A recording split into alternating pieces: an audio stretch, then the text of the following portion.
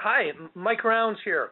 Hey, thanks to everybody out there on the line for participating tonight. I look forward to hearing from you. If at any time during this next hour, if you would like to ask a question, all you have to do is push *3.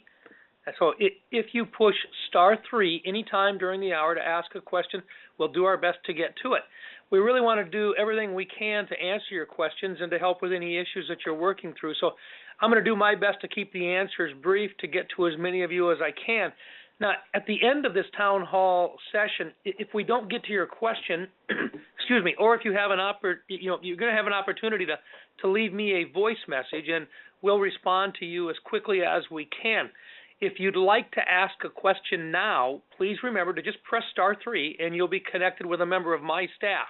Now, before we get started, let me kind of give you some thoughts about where we're at right now, and I'll kind of, as the president might say, I'd like to kind of prime the pump here a little bit with a few thoughts on some different things, and I'm not going to take a long time to do that, but once again, some of you may very well have some specifics, and if I think there's something that we need to take care of, just in terms of helping you as a constituent with a particular issue or whatever, I may ask you to stay on the line and have one of my staffers get some information from me so we can follow up with you specifically. Now, in terms of health care, as you know, we were not able to do the repeal and replace. We didn't have the votes. We came short again today. It doesn't mean it's done, but it does mean that it is temporarily not going to be the item of discussion. In the meantime, there has been a group of us trying to find a way to, at least if nothing else, streamline or handle the cost to see if we can't at least moderate some of the increasing prices. There's a larger group of us that have an interest in finding a way to get a hold of what's going with these prices that are going up under Obamacare, see if we can't stabilize it here for a couple of years and take another look in the next several months, perhaps trying to redo it again. In the meantime, we are talking up here. We've changed from health care. We are actually now moving on to tax reform. There are several different ideas that are out there, but basically they want to give for the hardworking Americans out there, we want you to see a tax reduction. And there are a number of different things, but part of it is if we get a tax reduction, we think that puts more money back into the economy, and we believe strongly that we'll see an increase in our gross domestic product, which thus will generate more revenue, even if we do have a lower tax rate. We also need to bring back in, or what they call repatriate dollars from overseas. There's as much as $3.5 trillion overseas that we believe we can bring back into the United States and inject that back into our economy if we can get it down to a competitive rate. That's the discussion that we're having today in the Senate. We know they're having the same discussion in the House. I have a fallback plan on it where I would simply just put out real simple, reduce every tax rate by 2 points. And in doing so, if you're at 10, you'd go to 8. If you're at 15, you go to 13. If you're at 25, you go to 23. If you're at 33 or at 35, you go to 33, and so forth. We put that out back in May. There's a discussion on that as well. We'll be happy to answer questions on North Korea. It's a very serious issue going on, and we know that there's people out there also that have concerns with Puerto Rico and what's going on in the southern part of the United States in terms of disaster response. Now, with that, that's all I'm going to do just to kind of prime the pump. We do have a caller right now. It's Linda in Sioux Falls, and you have a question on health care. Yes, thank you. Hi, Linda.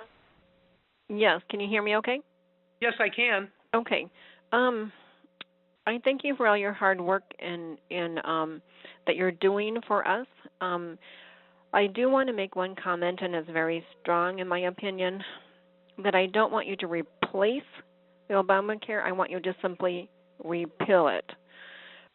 We don't need government-controlled health care, and if really, I would like to really press it a little bit further. I don't think that we should have mandated Medicare either. I think that should be a choice, and I think that actually we should get rid of Medicare altogether and just only have Medicaid if needed. Linda, look, first of all, thanks for calling in on it. I can tell you one of the concerns that we're going to have out there is that a lot of the American public have no place else to go except through the plans that have been put in place. then and there isn't another option out there and available for them to go to. Our original plan was if we repealed what was in place with Obamacare, we would return it back to the states where it had been always before, but with a certain set of guidelines. And the guidelines basically would have said, look, for insurance companies and for plans that are out there, whether they're using reinsurance through the states or anything, a couple of conditions would have to be met. If you have insurance, they couldn't simply cancel you for it. If you had pre-existing conditions, they could not deny you. But the coverages would have to remain in effect. But the idea would be to get it back to where the states could actually manage it. They could put together their own individual risk pools, similar to what we had in South Dakota beforehand. But there would also be the ability to actually take some of the dollars that are right now being committed in Obamacare and put it back into actually stabilizing the prices back home over a period of years. And the idea is to provide a safety net for those folks that have no place else to go. But look, I appreciate it. Thank you for the call. Let me take a look. I do have another call coming in right now. Harold in Fort Pierre. Harold, go ahead. Hi, Harold. Okay, I don't think I've got Harold on the line anymore. Let me just check on down the line. I did have earlier. Okay, Harold, do we have you there now? You do? Hey, Harold, how you doing? Oh, pretty good, pretty good. Yeah, I don't know why that healthcare situation is so tough to settle. I really don't. You put the limit on what they can sue for. You bust up in big hospitals that they're terrible. I have all kinds of trouble with VERA here.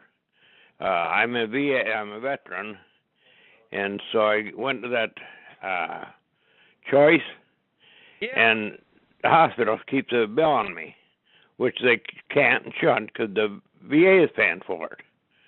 Okay. But open it up to other states or across the state lines. Make a pool for your people that is got pre-existing. It shouldn't be that tough. But there should be something on law where they can only sue for up to $750,000, $1 million. Yeah, right now what we've got is in South Dakota. I think it's a pretty good law. What we do is we don't cap what they call economic damages. That's where if you've actually got injuries where it's costing you money for care and so forth, we don't limit that, but we limit like the pain and suffering and so forth to a specific dollar amount. And that's really helped our limits or our costs in South Dakota. But Harold, I'm going to have you stay on the line because you were talking about some things specifically for yourself as a veteran, and you mentioned the Choice Act. We've made some major changes in the Choice Act. It's one of the few committees in the Senate that's been working. Is the Veterans Committee, and we've made 3 major changes in just the last couple of months regarding choice.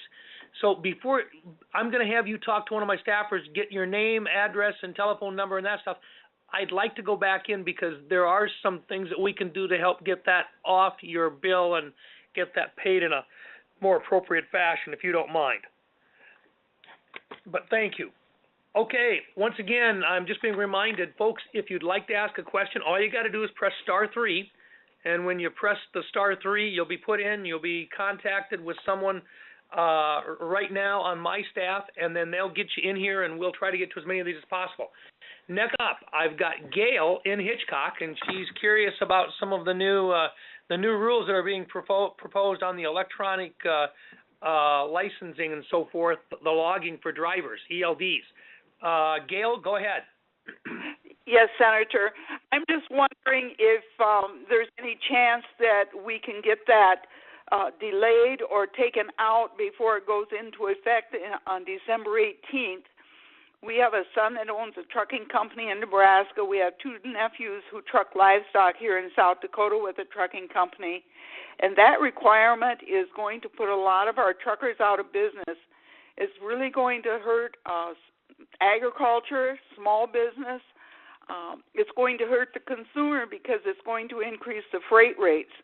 And just wondering if there's any chance we can get something done with that regulation before December 18th. You know, we've been working on it, and let me explain to all the folks that are out there. What this is the Department of Transportation came out with some new rules that basically said all of our truckers have got to use basically an electronic logbook, okay? And when they did that, it's pretty strict in terms of the exact time when you start and when you stop. Well, for years in the ag industry, they've kind of, what they do on it is they've been able to take a look at if they're at a truck stop or whatever, they can kind of plan a little bit around it. But now it's exact, and they're going to have people challenging them in terms of the number of hours that they're on the job. I actually talked to Elaine Chow. She's the Secretary of Transportation. I explained to her that it's not that we're mad about electronic logging, you know, the log books. What we're concerned about is there's no allowance for a trucker that's got a load of livestock on their truck, and they got to get from point A to point B, and you got either high temperatures, or you got a blizzard, or you got a case where you got a weather delay and so forth. What do? You can't just stop and let the livestock sit there in the truck for extended periods of time.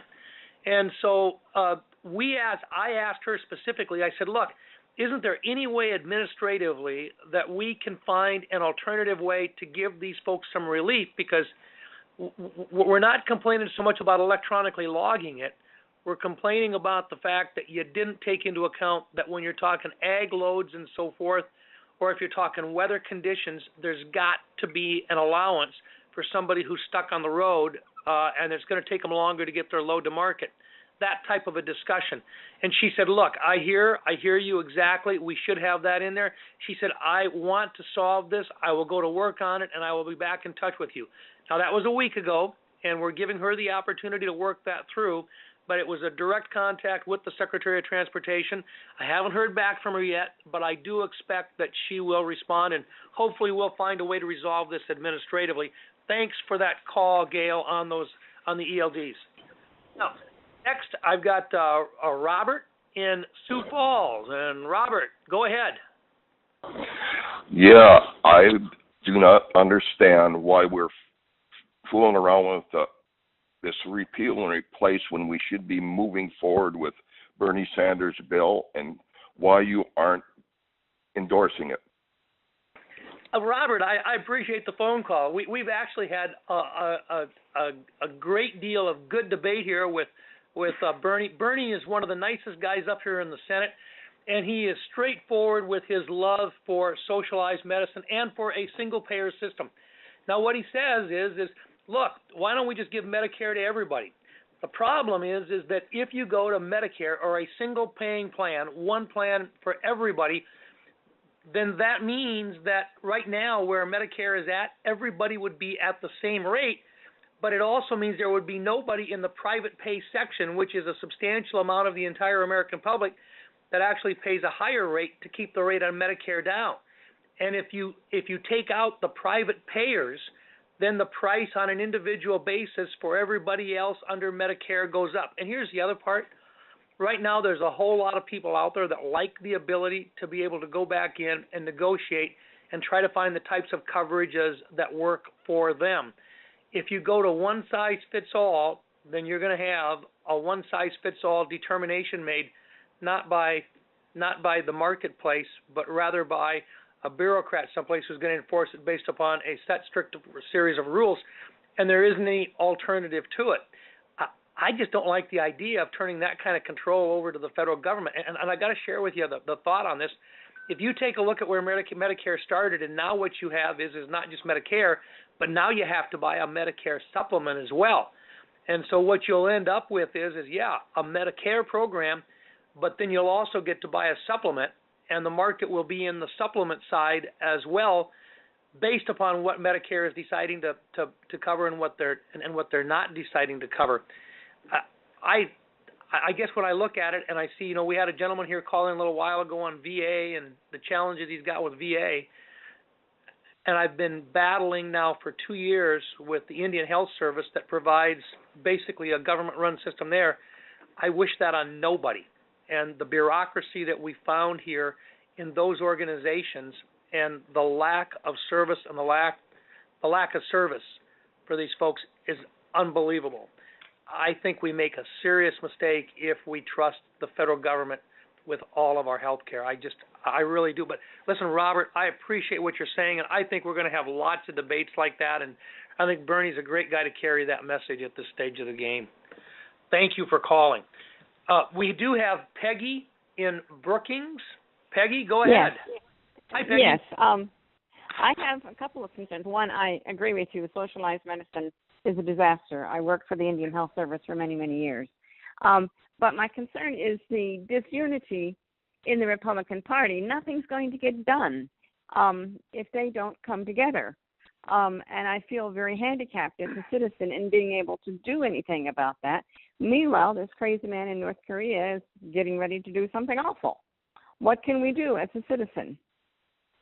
Well, first of all, I won't get real deep into politics on this call, but I will tell you that it's a fair statement to say that we have really struggled as the majority party in trying to get things done.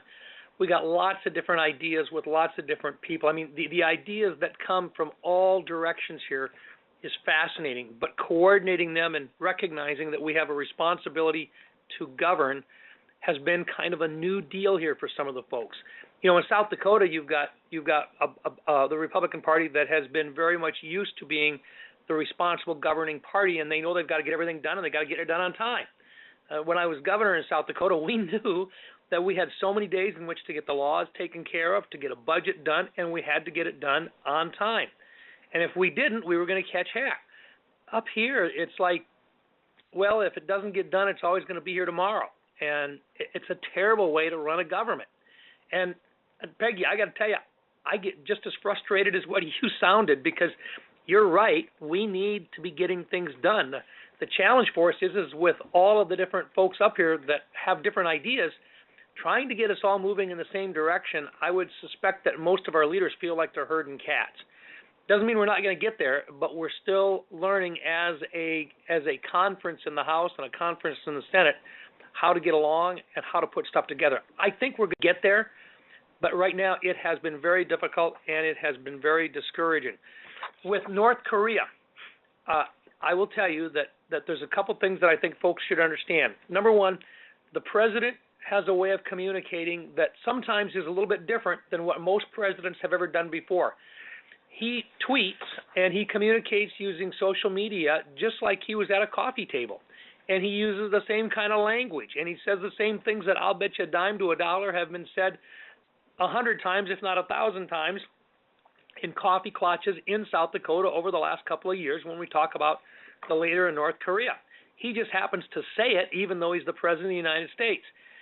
What I pay attention to is what the president actually does, his actions. And I can tell you that the actions that he has taken have been the correct actions with regard to North Korea. He's doing what he has to do to send the message that, first of all, our military is on alert. It is always on alert. Second of all, we don't want to have a military confrontation. We're going to do this diplomatically if at all possible. And finally, we have now imposed some of the most challenging economic sanctions that any country has ever seen. We're not only telling North Korea that we're not doing business with them and we're going to restrict them, we're telling other countries, including China, that if they do business, if one of their businesses does business with North Korea, they're not going to be able to do business in the United States. And if one of their banks does business with North Korea, they can't use our currency and they can't communicate or correspond with our banks.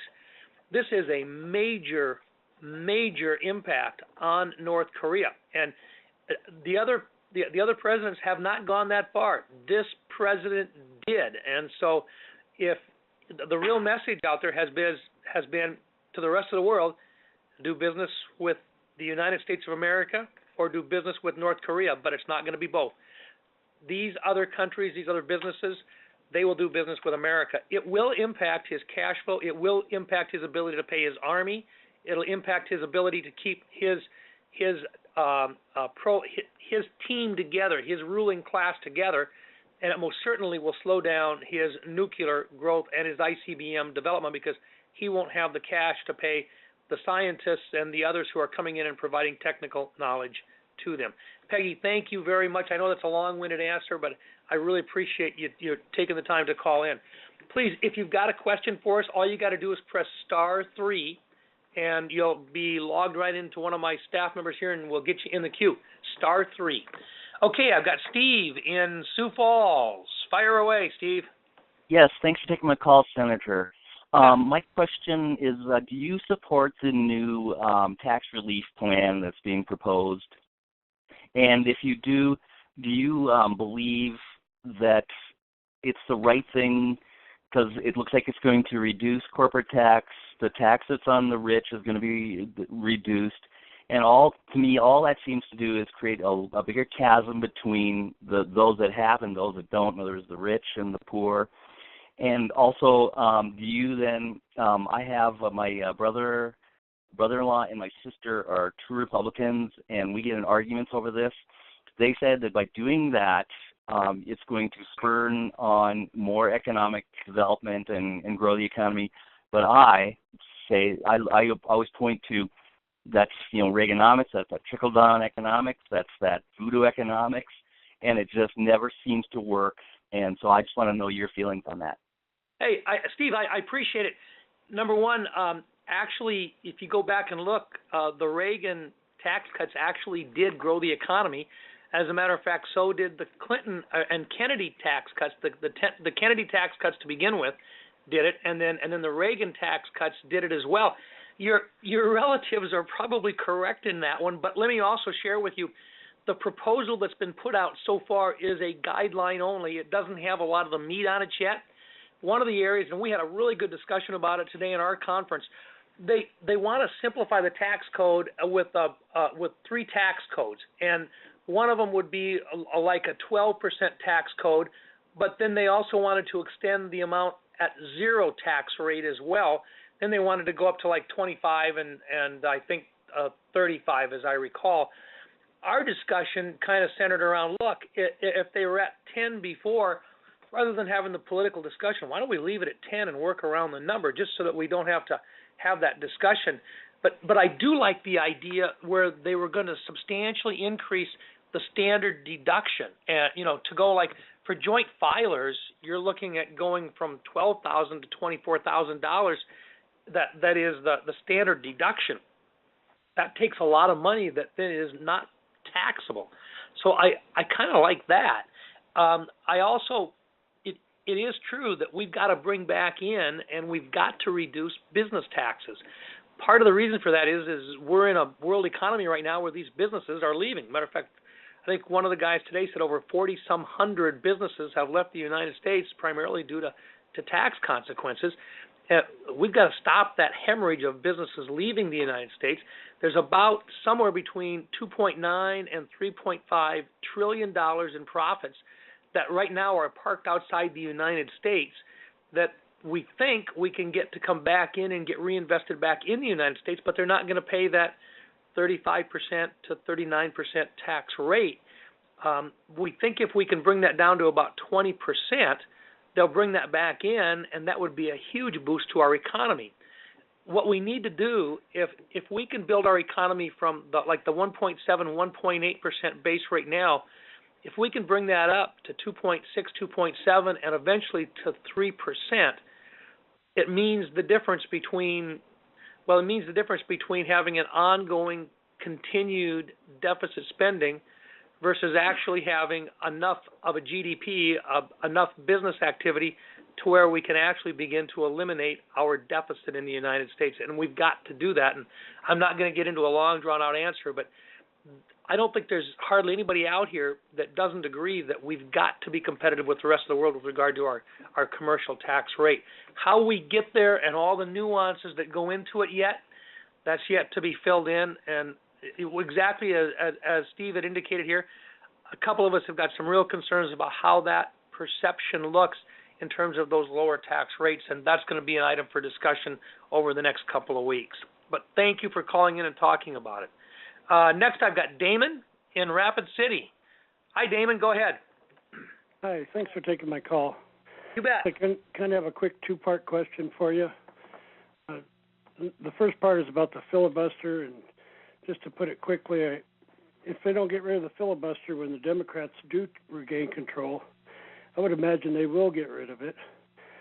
And the second part of my question is, or maybe you could explain to the people of South Dakota why Obamacare is good enough for all of us, but yet all you people up there in Congress made sure you exempted yourselves from it. Hey, Damon, first of all, thank you for the questions. Let me work my way through it. We've got enough trouble getting just 51 votes in the House or in the Senate right now. The filibuster rule is for the 60 vote. Basically what it says is that if anybody argues and says, I don't want to go to a particular subject matter, that we've got to have 60 people agree that they want to go. So you got to have 60 votes out of 100 just to begin debating it. There's a group of us that want to change that. And what we're suggesting is let's get rid of the filibuster rule to begin debate, but it's okay to leave it on for the final passage. That way you'd still have to find, more of a consensus agreement in the Senate, but you could at least get on and start debating a bill, have an honest debate, and see if you can find the amendments and put amendments on to get it so it's good enough to pass. That's something that really is under consideration right now. But most, or I won't say most, there's a lot of members in the Senate that really think long term it would hurt us if we didn't actually try to find consensus more often than not in the United States Senate. The second part of your question, I honestly, last night, the night before last, they had a debate on CNN, and that same question was asked, and they answered it correctly there. Members of Congress are actually on the Obama exchange. We buy our individual insurance on the Obamacare exchange in the District of Columbia. My insurance coverage, for me personally, is on the Obamacare exchange. I know there was a discussion up there. There were several members back when it was first introduced that exempted their staff and said their staff did not have to be on it. In the Republican conference, all Republican members have themselves and their staffs on the Obamacare exchange. So and I know that that's a rumor that's out there. We are on the Obamacare exchange for our health care as members of the Senate and our staffs on all Republican offices. But thank you for that. This is the best way in the world for us to get that information out, is to have somebody actually ask a legitimate question and get a chance to you to respond. Hey, I've got Rick in Sioux Falls. Rick, go ahead. Hey, how you doing, Mike? Very good, sir. This is Rick LaPerry in Sioux Falls. I'll make this brief. For a very long time now, they've been trying to pass reciprocal carry, and because of states like California and Massachusetts will obviously have to force it on them because they won't cooperate otherwise. I'm 66 years old, and I'm from California. If I drive 2,000 miles to California in my brand-new car, there's still a chance that I could break down. Being brand new doesn't mean you won't break down. If I do, how do I know who's going to stop? I'm a disabled Vietnam combat veteran, so I'm very familiar with weapons. Why am I not allowed to carry a weapon from state to state to protect myself? If I break down somewhere, it would take a very long time for the police to get there, especially if it's an isolated area. Secondly, why do we not have more housing in Sioux Falls? Mike Huther, I believe, has caused this by welcoming everybody on the earth into Sioux Falls, and there's a housing crunch like you wouldn't believe. Even veterans can't find a place to live. And last, when are we going to get some real choice at the VA? I'm on the choice program, but the VA gives us their list, and we have to choose from that list, and not everyone on there is competent. Rick, first of all, thank you for your service. I appreciate your taking the time to call in. We do have a constitutional concealed carry reciprocity act. I'm one of the co-sponsors on it. It's working its way through the House and the Senate now. So we're trying to do something on that. I'll tell you, one area that I think there's been legitimate discussion concerning constitutional carry is local control and whether or not the states really should have the ability to make that decision on a state-by-state basis. That's still a legitimate discussion to have, but what we've decided is we think we found a way to work our way through it. It's called the Constitutional Concealed Carry Reciprocity Act. I'm a co-sponsor on it. Check it out. Let us know what you think. second of all, as a vet, if you're having a tough time with housing in Sioux Falls, I'm going to have you stay on the line because we've got some folks that can get you in touch with the Veterans Affairs actually has a housing assistance program. And before we give up, I want to make darn sure that you've been able to make contact with the right people and get the assistance as a veteran that you deserve. And then finally, with regard to the Veterans Affairs, there's two programs. One of them is the Choice Program. The other one is the Preferred Provider Program. Sounds like you might be talking about the Preferred Provider Program since you're not 40 miles away from the VA hospital. If that's the case, we should still be able to work through any issues with getting you out and getting those taken care of. Most of the time, that seems to be a pretty doggone good program, and the folks in Sioux Falls seem to be having pretty good luck with it. But we'll be happy to follow up and find out and make sure it's working. If you're on the Choice Program, it would probably be either you live more than 40 miles away from a VA facility, or you've had to wait 30 days or longer to get care. And if that's the case, there's no excuse for that in Sioux Falls because we've got really good facilities there, and you ought to darn well be able to get that care without waiting 30 days and so forth. So let me do this, Rick. I need to have you stay on the line. I want you to talk to one of my staff members here because I want to follow up specifically in your case, make sure that you're able to get that housing that's there, and then second of all, make darn sure that you're on the right program for your health care there. And once again, thank you for your service. I do appreciate that. Okay, next I've got Damon. Damon is from Elk Point. Damon, go ahead. Hi, Damon. Are you with me? I think we might have lost Damon. I'm going to check here and see. Okay, in the meantime, I'm going to go over to Fran from Rapid City. Hi, Fran. Hi, Governor Reynolds. Thank you for the call. One of my main concerns, I have quite a few, but the cost of prescription drugs. I'm a diabetic, and I've taken insulin for several years. Humana, several years ago, I was paying like $35 a month for the Lantus 100. Now they've slapped a $400 deductible, plus they've doubled and I think tripled probably the price of the insulin. I have a nephew whose kidneys are going because he works, but he can't make enough money to afford his insulin. I listened to the debate the other night with Bernie Sanders and Lindsey Graham, and Bernie was talking about getting Medicare to intervene and try and get prescription drugs for people cheaper. And I want to know, how close we are to something like that, and why can't Congress and all of our politicians go out? These guys are billionaires. There's no reason for our pharmaceuticals to cost as much as they do, especially for life-saving drugs. Thank you. Fran, first of all, thanks. The change in the insulin price that you're talking about is really concerning. I'm not sure exactly why they would do that. It sounds like maybe they changed your copay and deductible. There should be several different alternatives, and what might have happened is that they have different parameters in different companies for the types of drugs and whichever prescription plan you might have. I know I didn't catch whether you're on on a Medicare supplement or not, or a Medicare Part D type thing, but I think I need to check in on this a little bit and make sure that you've had a chance to actually shop the market, because you might be able to find another company that has a lower price on the insulin in the right formulary. And so what I'm going to do, I think we can maybe get you in touch with some folks who might be able to help.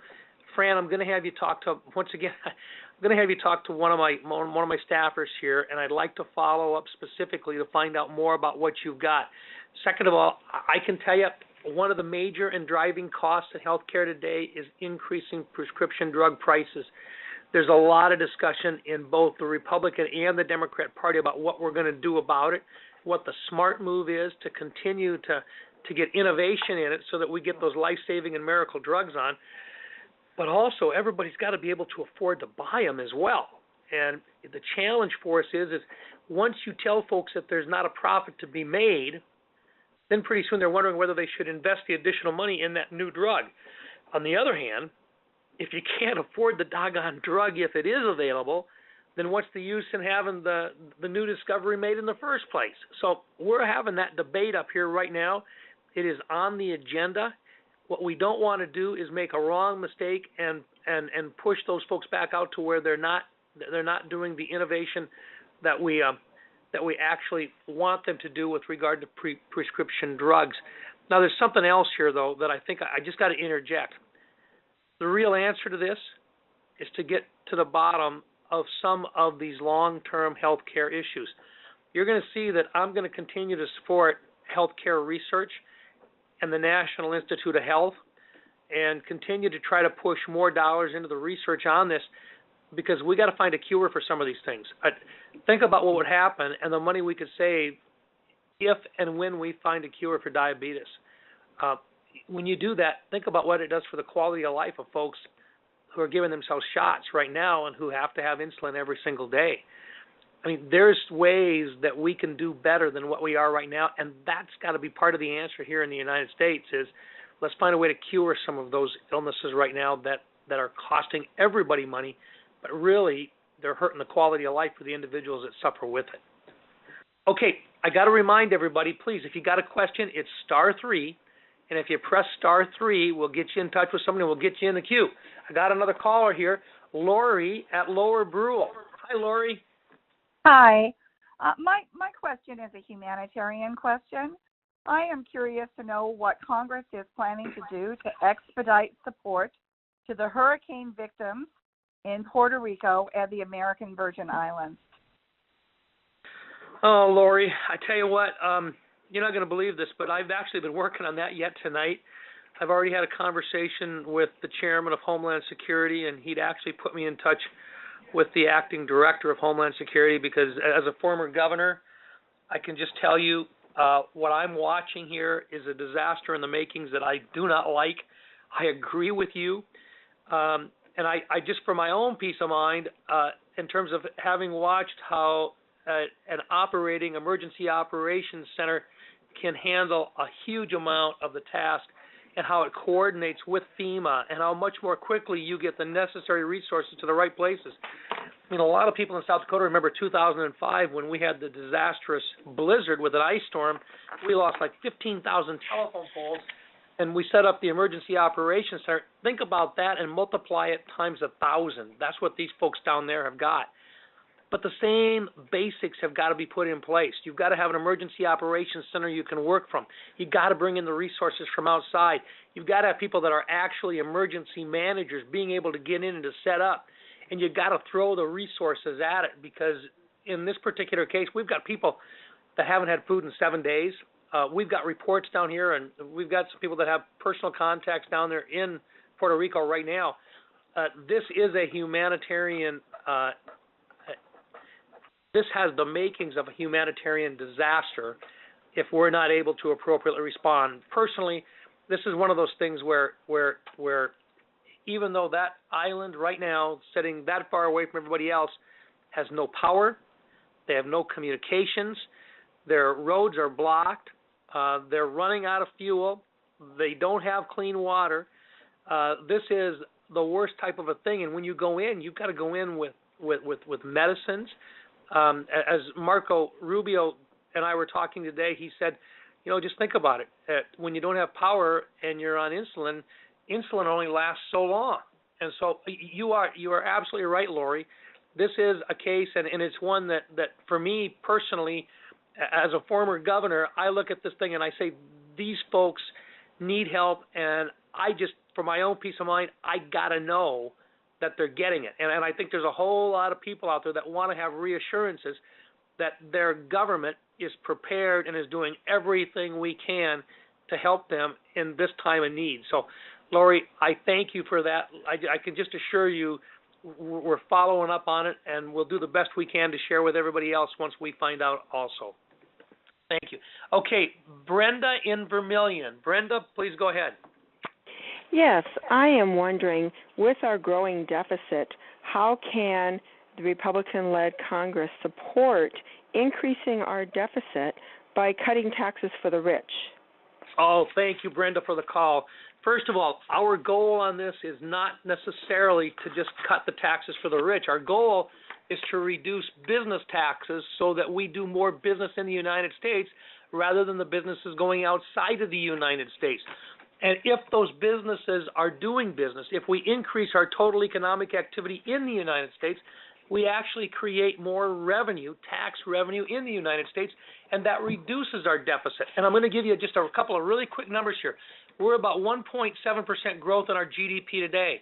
If we can increase that by just 0.6%, we're basically in a position over 10 years to balance our budget.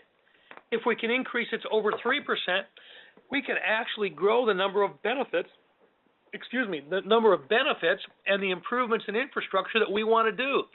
It's all based upon the amount of economic activity in a country.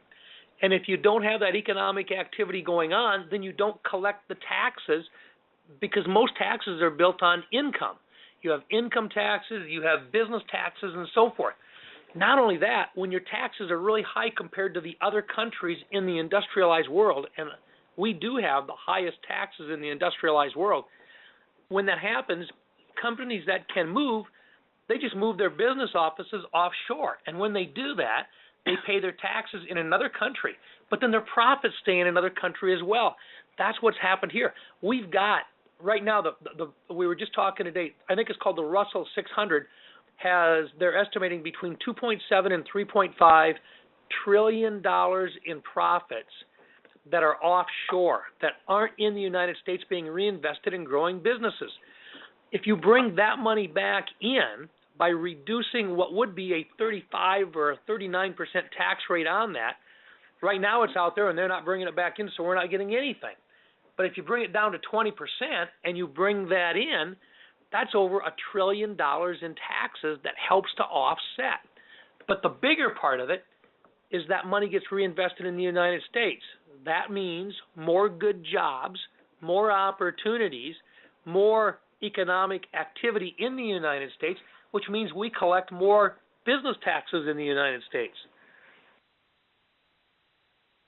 So I'm going to take another call here. This is John in Yankton. John, go ahead. Thank you very much. I appreciate this time. My question to you, Senator Mike, is I'm in Yankton. We have a shortage of employees here. There's one factory that's offering 100 jobs. Now, with all that's going on with the border and all that, how can we fix that? If we give the companies tax deductions, but if there's nobody there to make the parts, what's going to happen? Well, first of all, in South Dakota right now, we've got an unemployment rate of about 2.7%. That's pretty doggone good. That's full employment for all practical purposes. It's one of the reasons why in the United States, if we want to continue to grow, we do have to have another source of labor. Now, part of it is you always want to make sure that those companies recognize the value of getting folks and keeping them, meaning taking care of their employees so that they stick around, making sure they've got good benefits. That's really the whole issue here is the more folks that you get going and working for you, and the longer they stay with you, the more efficient your company becomes, and that means treating your employees well. I'm assuming there in Yankton that company is a good employer and that they want to keep their employees and they're offering decent benefits. In some cases, it means that you actually have to invite other people to come in. A lot of our tourist industries where they work for maybe 6 months and then they basically let folks go for another 6 months, there's people from other countries that like to come in and do those works. And those visas, these are people that come in every year. They can stay for up to 9 months and they go home again. They actually help our economy to grow when that happens. And so we've got to have a healthy visa system within our country. I did sign on a letter asking that the J-1 visas actually, that we make sure we have a consistent supply of those individuals coming in on J-1 visas. There are a number of different types of visas. But the one really important issue here is that, in some cases, the types of business we've got in South Dakota are seasonal, and we need folks that want seasonal work. And sometimes that means you invite folks from other countries to come in, do work, and then they want to go back home again and come back the next year. We benefit from it, and they benefit from it. So one thing I think we got to have is we got to have a consistent immigration or visa policy in the United States. And right now, we're going through a time in which the administration really doesn't know how they want to handle them. We're doing our best to stabilize that visa program, not only the H-2B visas, but the J-1 visas as well. And I wish I had better responses, but you know what? The good news is there's a lot of people out there feel good about the fact that there is demand for good talent, and I guess we should never apologize for seeing wages go up. I think that's a good thing, and when you got people that want to employ and they're having a tough time finding people to employ, that means also they're willing to pay top dollar for those, and that is a positive thing that we all say we really want, and I just happen to believe in it. Oh, hey, I got Jack in Mitchell. Go ahead, Jack. How are you doing tonight? Good. Good. I just want to express a little bit of support for the pipeline and would like to maybe understand what your view is on it and try and explain to people in South Dakota. I grew up in South Dakota. They don't understand pipelines, but I'd like to see if maybe you could explain to them what kind of Hey, Jack, I got a question for you. Talking about the petroleum pipelines? Yep. Okay, yeah, no, let me just share a little bit of my thoughts on it. I appreciate that. Hey, look, here's the deal. We've got petroleum products in Canada. We've got petroleum products coming out of North Dakota. We're going to need petroleum for a long ways into the future. Petroleum is going to get to a refinery, and the difference is you're either going to ship it by rail or you're going to ship it by pipeline. It's safer and it's better to ship it by pipeline than it is by rail car, particularly some of the lighter crude that you find in North Dakota. In fact, it's simply more volatile, and when you ship it by rail, we've seen some real significant accidents up there where you get a rail car derailed or whatever, you've got problems. If you put it in the ground and you run it through, you save about $8 a barrel on the end cost of transporting that product. That shows up on the bottom line in terms of the cost of the petroleum product that's delivered on the street. Now, the one thing that we've always got to look at, though, is the safety of having it run underground. If you have a spill on top, like when a rail car derails or whatever, you can have that happen in a lot of different places. But you know about it right away. If you have spills underground, you have to have systems in place to find that spill as soon as possible, and that's an absolute necessity. And so the one thing you've got to continue to demand is what the plan is when you do have a leak, because I always say it's not a matter of never having a leak. You're going to have a leak once in a while. And when you do, how are you going to find it and how are you going to clean it up? And what areas are you going over and what kind of damage could it do? Those are all things. I really like the idea when our PUCs have a chance, our public utility commissions have a chance to vet that and put the guidelines and rules in place. And I know our PUC on the most recent pipeline, they put a ton of them in place. Now, another side issue on this, so I got to tell you, I like the idea of pipelines versus rail lines for hauling petroleum. But one more thing, those pipelines, they're part of a utility, and what we have is a centrally assessed utility tax in South Dakota. When they pay their property tax, and it's a centrally assessed utility tax is their property tax, that goes back out to the schools along the areas where those lines are at and where those pumping stations are. And there's a huge infusion of property tax dollars into those institutions, and that helps to offset the costs that otherwise would be paid by other taxpayers in the area. And we're not talking pennies here, we're talking millions and millions of dollars a year. So there is a benefit to the citizens of the state when a pipeline runs through it, and you got to kind of figure that in. But safety and the ability to respond to a spill has always got to be a part of that discussion. And hey, Jack, I appreciate your bringing the thing up and giving us an opportunity to visit on it. Now, I'm going to try to get a couple more calls in here. Kathy in Sturgis has a question. Kathy, go ahead. Good evening, Senator Rounds. Hey, good evening. My question is, can Social Security recipients expect a more realistic adjustment for 2018 than the paltry 0.3% that we got in 2017? The Social Security increase is based on an inflation rate factor. If the inflation rate goes up, then you would see an inflation rate to your Social Security.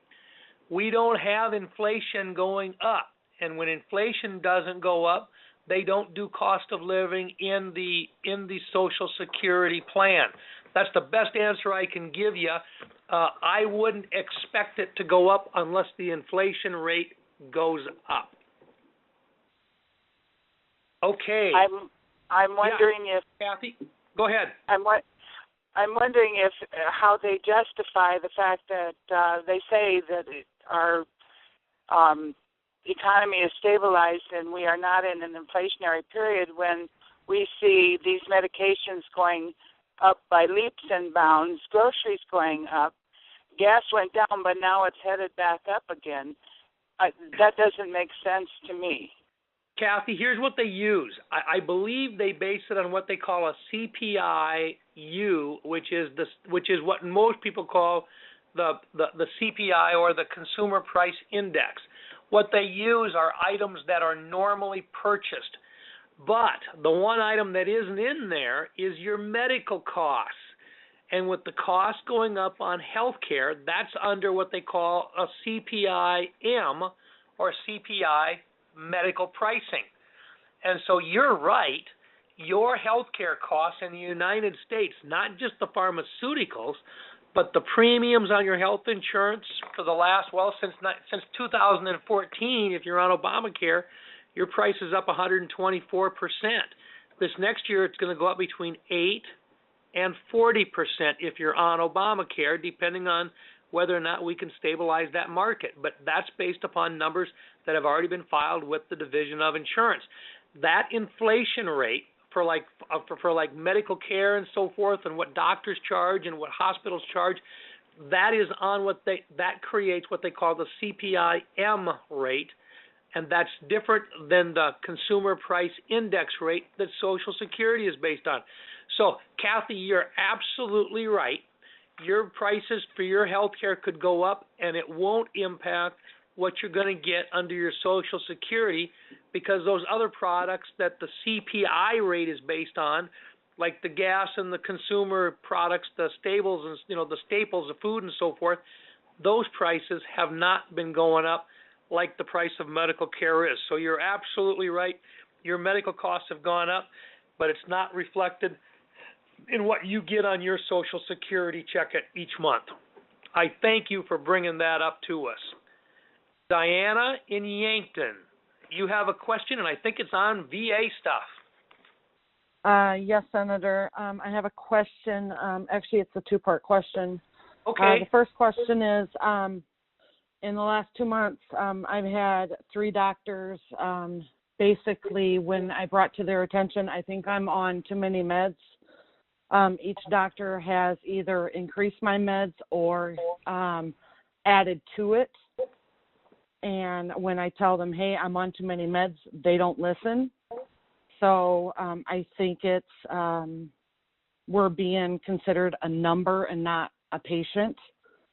And part of that question is when they refer us to the choice program, we're not being followed through.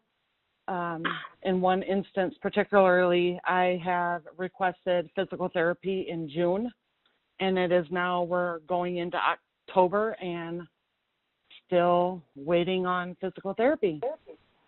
And the Diana, VA system is not doing anything. So Diana, I feel like a number. Yes. here's what I got to do, because this is too important to let go based on what you're telling me. Here's what I need to do. Number one, I need you to stay on the line, because I've got to have one of my caseworkers sit down and go through this with you to get everything kind of put together on this. Okay. The second part is this: we've got real issues with the number of prescriptions that in some cases have been prescribed across the United States.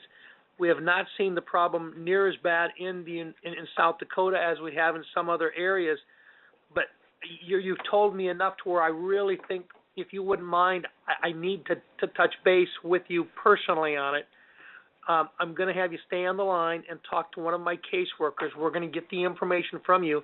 I'd really like to follow up on your case in this thing.